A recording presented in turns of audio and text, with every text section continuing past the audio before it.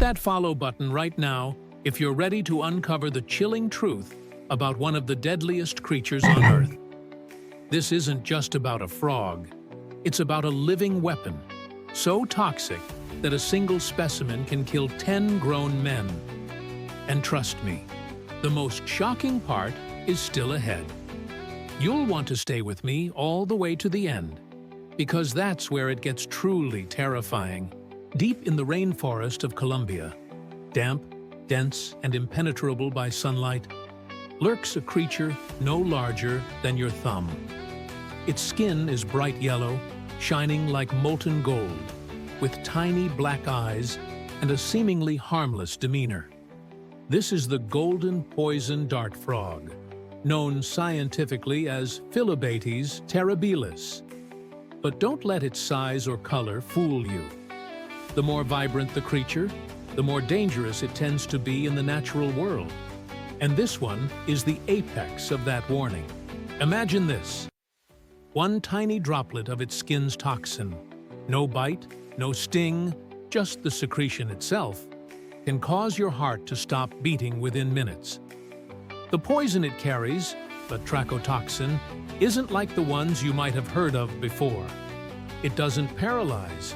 It disrupts your nervous system so completely that your muscles lock, your organs fail, and you die as your body tears itself apart from within. And here's where it gets even more intriguing. Indigenous tribes in Colombia have known about the frog's power for centuries. And they didn't just avoid it, they weaponized it. Don't go anywhere, because in just a moment, I'll reveal how they turned this tiny creature into a tool of lethal precision. In the depths of the Amazon, the Embera and other nearby tribes have a hunting ritual that leaves outsiders breathless. They don't rely on modern weapons, no rifles, no carbon arrows. Instead, they craft wooden darts and long blowpipes. And what makes them lethal isn't the wood or the aim, but what coats the tip of each dart.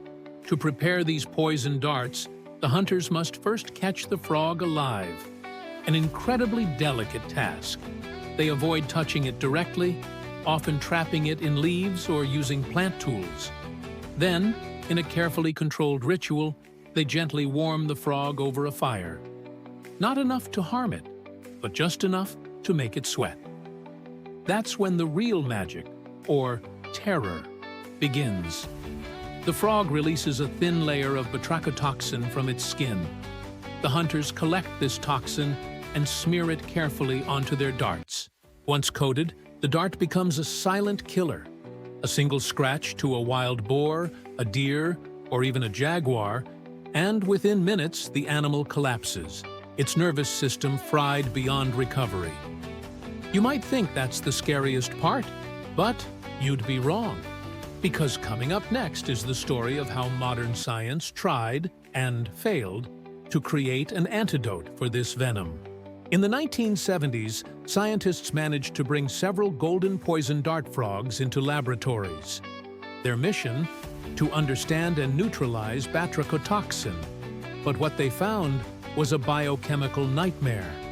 The poison binds to the sodium channels in nerve cells and holds them open permanently, causing a flood of electrical signals that the body can't stop. It's like pulling the pin on a grenade and not being able to throw it. Even a dose as small as 2 micrograms, less than a grain of salt, can kill a grown adult. One single frog carries enough toxin to kill 10 full-sized humans. And despite decades of research, to this day, no antidote exists. Once the toxin enters the bloodstream, death is a near certainty. Time becomes your enemy, and your body becomes your prison. But here's the twist. When these frogs are raised in captivity, in sterile laboratory conditions, they lose their poison completely. They look the same, act the same, but they're harmless. What's the secret behind their toxicity?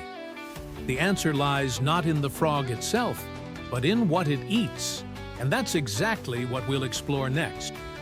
The astonishing connection between diet, ecology, and death. Stay with me, Because we're about to dive into how the frog's environment and the insects it consumes play a deadly role in arming it with one of nature's most powerful toxins. Don't look away. From here, the story only grows darker and more bizarre.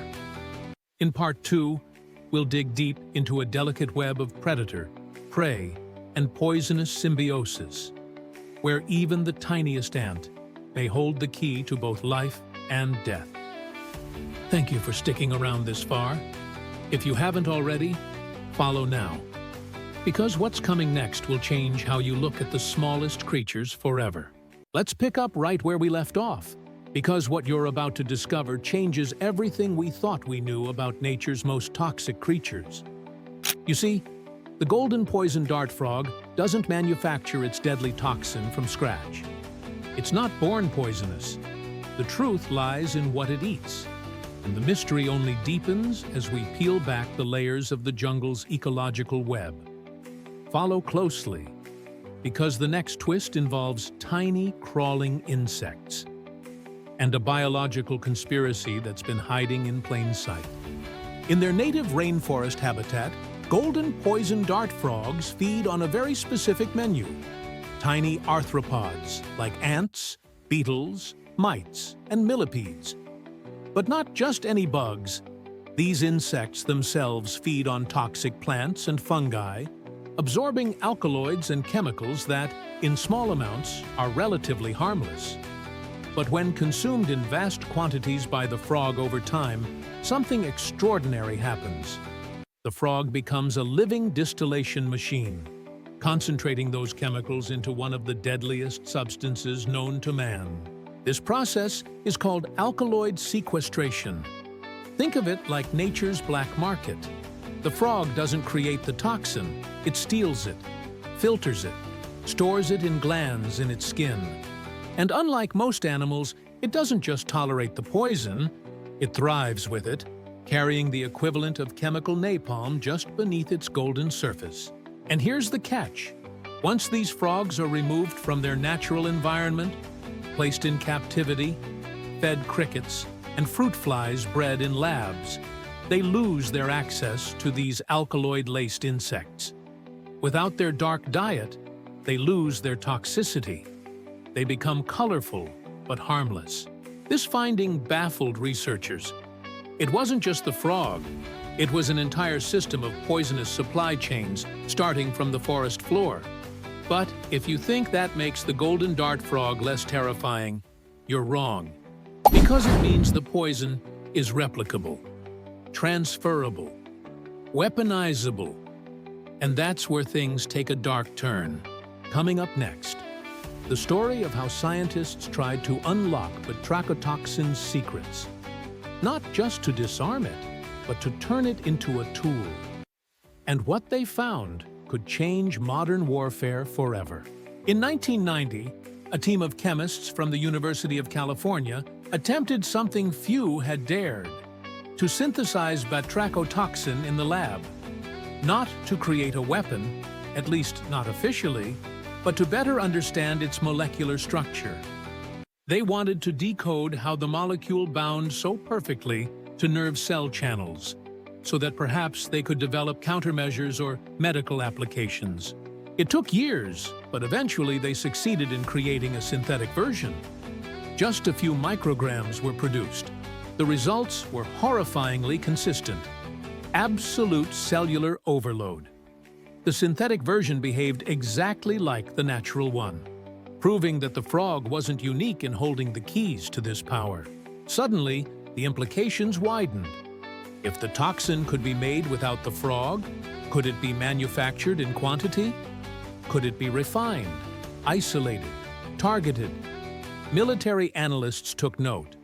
The idea of a non-detectable, fast-acting neurotoxin with no antidote drew obvious comparisons to nerve agents and chemical warfare. And here's where you need to pay attention. The US and several international labs have publicly stated that batrachotoxin is under study as a potential threat vector, not just for use, but for defense. The possibility of a weaponized version of frog poison, delivered not by dart, but by drone, missile, or powder, is no longer just science fiction. What began as a rainforest secret is now a global security concern. But before you spiral into paranoia, wait, because the next revelation is even more unnerving. It's about evolution. It's about how and why the frog became this way in the first place. And it might just point to something more ancient, more intelligent, and more deliberate than we've ever imagined. Hold on, because we're about to explore the genetic arms race that turned a tiny frog into a chemical powerhouse. How did evolution allow it to survive its own toxin? What molecular tricks protect it from the very death it carries on its back? And is it the only species with that gift? Thank you for sticking with this journey through shadow and science. Tap follow if you haven't already, because Part 3 will uncover not only the frog's immunity, but a revelation about the natural world that will haunt your understanding of predator and prey forever. We already know the golden poison dart frog carries enough venom to bring down 10 grown humans. We've learned that its toxicity doesn't come from within, but from its strange and deadly diet in the heart of the rainforest. But now comes the most haunting question of all. How does the frog itself survive the same poison that's lethal to almost everything else? Imagine someone walking around every day with a live atomic bomb strapped to their back, yet it never explodes. For almost every living creature on this planet, a microgram of batrachotoxin is enough to shut down the heart, paralyze the lungs, and send the brain into terminal chaos. But the golden dart frog carries dozens of micrograms at any given time and lives as if it's invincible. The answer lies in its DNA, a rare mutation shaped by millions of years of evolutionary pressure. When scientists began sequencing the frog's genome, they stumbled upon something remarkable: a genetic mutation in the sodium ion channel proteins, the very same channels that batrachotoxin targets to destroy nerve function. In humans and most animals, the toxin binds tightly to these channels, keeping them permanently open and flooding the nervous system with uncontrollable signals. But in the frog, those channels have changed ever so slightly, just enough to stop the toxin from binding. It's like the lock has been recarved and the key no longer fits. The frog doesn't fight the poison, it simply ignores it. This passive immunity is what makes it not just a carrier of death, but a creature completely untouchable by the very force it wields. And here's the eeriest part: this mutation isn't unique. Other species, like certain birds in Papua New Guinea, including the notorious pitohui, have also been found carrying batrachotoxin in their feathers. And yes, they too have a similar mutation. This has led scientists to reconsider an ancient, unsettling idea: that nature isn't just adapting to survive, but evolving to kill, more efficiently, more quietly, more purposefully. Now the question shifts from how to what if. What if humans could replicate this immunity? Could we reprogram ourselves to resist the most dangerous toxins in nature? Geneticists are already experimenting with lab-grown nerve tissue, editing its ion channels to mimic the frog's resistant design. In early trials on animal cells, a single amino acid change rendered them completely insensitive to batrachotoxin. If successful, it wouldn't just be a shield against biochemical warfare, it would open the door to a new kind of human, one immune to poisons, assassinations, even nerve agents, a future of enhanced biology. But should we go that far? Here, science slams headfirst into ethics. Because once immunity is possible, so is escalation. And when the most toxic substance on Earth no longer poses a threat, it becomes a weapon of pure control. Still, we haven't reached the end. Not even close. Because the next chapter doesn't unfold in a lab or a jungle, or an academic paper. It begins with silence, with death. In the next part, you'll hear about mysterious deaths, quiet, clean, and unexplained. No bruises, no wounds, just hearts that stopped beating. Victims with no known enemies, no signs of struggle, and one chilling common thread: the faint, nearly undetectable trace of a rare toxin, Batrachotoxin. Stay with me, because when nature's deadliest weapon leaves the forest and enters the world of crime, the lines between biology, murder, and mystery begin to blur in ways that no one is prepared for. This time, we leave the jungle behind. No more vines, no more tribal rituals, no more forest floor crawling with toxic prey. Because now, the story enters the human world, the civilized world, and what was once a natural marvel becomes something far more chilling: a method of murder. It began with isolated cases. A hiker in Panama found curled on his side with no visible injuries, no snakebite, no trauma, no heart condition. Autopsy showed complete heart failure, not gradual, sudden, electrical, just stopped. Then a diplomat's assistant in Bogota, perfectly healthy, collapsed during a walk to work, eyes wide open, heart silent. A clean body, but the toxicology screen came back with a whisper of something strange. Not enough to declare it the cause, just enough to raise eyebrows. And later still, a traveler in rural Colombia, dead within minutes of a street meal. Locals said he'd simply fainted. Doctors called it undetermined cardiac arrest. But in every case, one molecule, barely there, barely measurable, lingered. Batrachotoxin, the same toxin found in the skin of Phyllobates terribilis. These weren't confirmed poisonings. No arrests, no motives. Just unexplained deaths with no obvious cause. But for investigators with a background in biochemical warfare or zoological poisons, the implications were clear. Someone, somewhere, had figured out how to isolate and deploy one of nature's most lethal substances without leaving a trace. Unlike cyanide, which leaves a chemical signature. Unlike ricin, which creates inflammation and cellular damage. Batrachotoxin acts like a ghost. It doesn't tear tissue. It doesn't burn. It simply binds. Your nerves fail. Your muscles lock. Your lungs freeze. Your heart goes quiet. And the world fades. And the terrifying part? It doesn't need to be injected. Just a small amount on the skin, on a doorknob, a paper envelope, a handshake, can be enough. The toxin can be absorbed through pores. No needle, no sound, no evidence. This isn't science fiction. During the Cold War, both the CIA and KGB maintained files on dart frog poisons as potential covert weapons.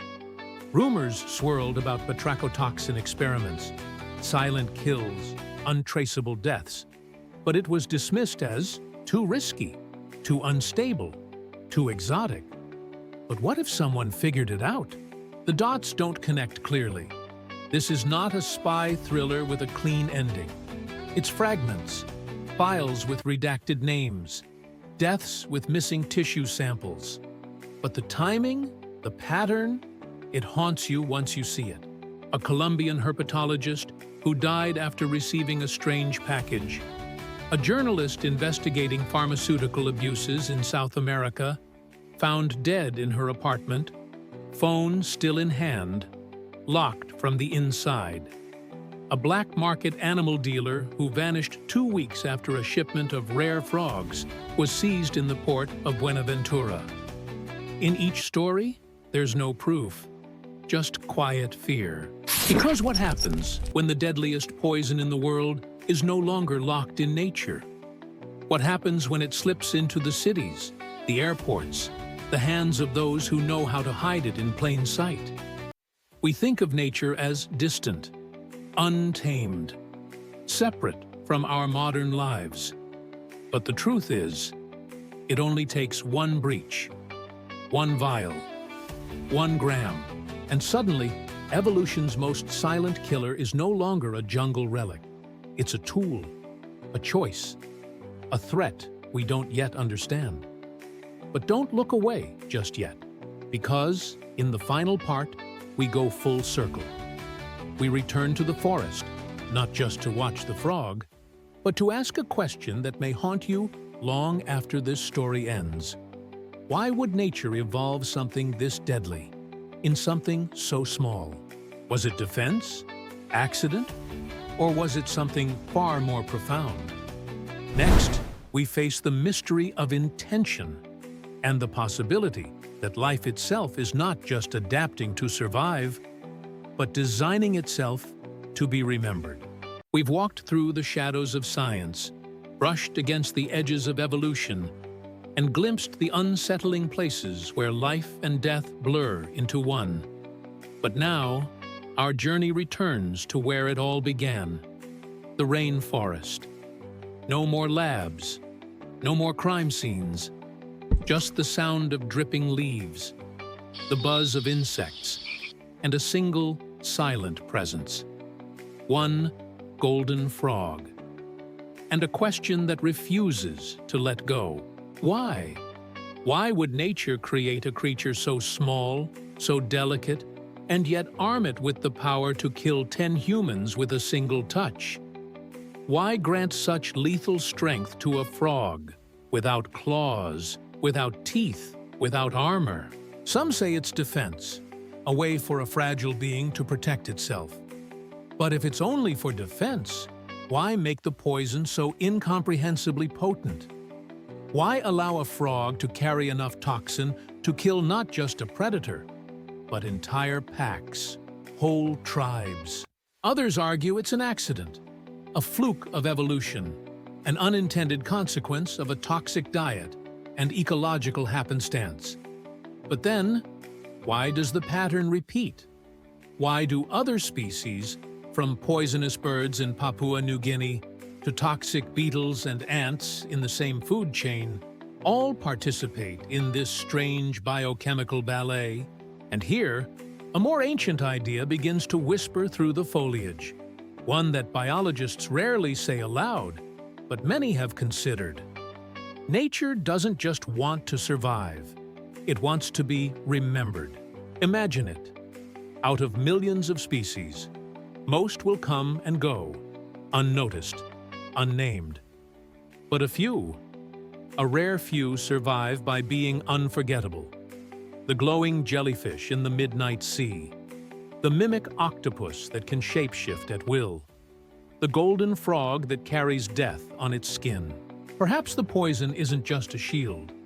Perhaps it's a statement, a flare in the dark, a signature etched into the annals of time. I am here, I exist, and you will not forget me. The frog doesn't hide. Its yellow skin is not camouflage. It's a warning, a banner, an invitation to notice. It doesn't need to escape. It wants to be seen. It demands to be remembered.